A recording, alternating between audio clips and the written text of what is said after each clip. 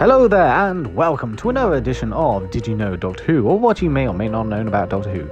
This time we're going to have a look at what is probably the first for a lot of things, the Time Warrior. I hope you enjoy. Robert Holmes initially wanted to write a historical, but production was adamant to no longer do historicals as they proved to be unpopular.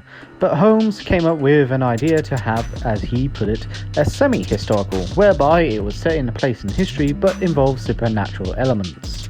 The Sontaran suit was hard to wear, the helmet was heavy and the armour was prone to overheating.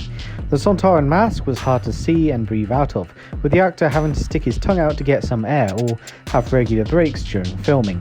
The story introduced the so-called time vortex introduction for Doctor Who, a staple that is still used today. However, this particular introduction is used during the Fourth Doctor's era. As I mentioned earlier, this is the first time for a lot of things.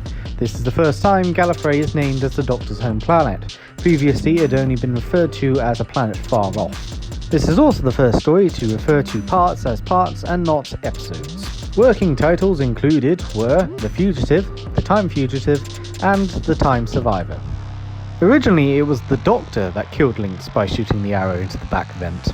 In the script, a large swarm of knights would have attacked the castle, but because of budget, it never happened. Robert Holmes came up with these Sontarans after reading On War, a 10-volume treatise on military strategy compiled in the early 19th century by the Prussian general Karl von Clausewitz. Believe it or not, the Sontaran design was not based on a potato-headed being, but rather it was actually based on a man crossed with a frog. As I mentioned earlier, the Sontaran suit was unbearable to wear, and while dressed up as a Sontaran, Kevin Lindsay collapsed on set, and when he recovered, he discovered that he had a heart condition.